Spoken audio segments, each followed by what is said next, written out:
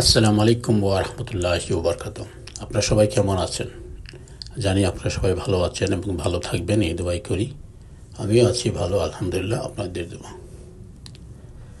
তারপর আজকে যাচ্ছিলাম আমার এক ফ্রেন্ডের সাথে একটু দূরে লন্ডনের বাইরে আর কি।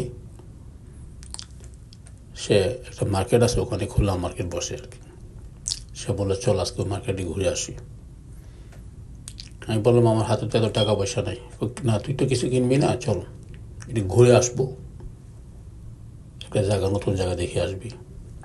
ঠিক আছে চল, তোর গাড়ি আছে, গেলাম, দোষ কি, সমস্যা কি। তার গাড়িতে করে যাচ্ছিলাম অনেক দূর, লন্ডন থেকে আপনার প্রায় এক ঘন্টা না প্রায় 40-45 মিনিটও লাগছে যেতে আর কি, গন্তব্যস্থানে পৌঁছতে। যাওয়ার পথে দৃশ্যগুলি খুব দেখার মতো ছিল, কারণ আমি ভিডিও না করে পারলাম না। আর এমনি তো আমি সবসময় করি শখে শখে, কিন্তু এই জায়গাটা এত সুন্দর ছিল, জার্নিটা কি বলবো, যতটুক যেদিকে তাকাচ্ছি আর কি আমার কাছে খুবই ভালো লাগছিল আর কি। কারণ আমরা তো লন্ডনে থাকি, মনে করেন বিশাল বড় বড় বিল্ডিংয়ের আনাচে কোনো চাইলে এগুলোই দেখি, এত প্রাকৃতিক দৃশ্য আর দেখি না।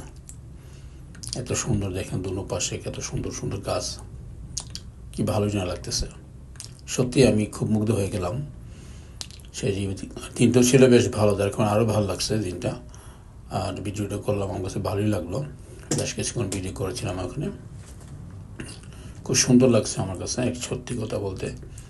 এরকম জায়গা তো আমরা দেখি না, যারা লন্ডনে থাকি তারা আমরা দেখি না এগুলো সহজে, যদি কেউ লন্ডনের বাইরে না যায়।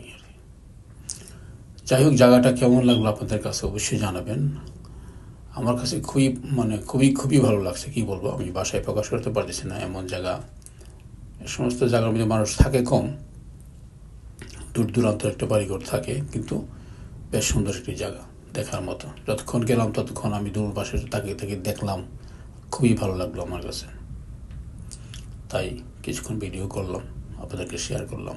ভালো থাকবেন, সুস্থ থাকবেন, আবারও নিয়ে আসবো আরও একটি পর্ব।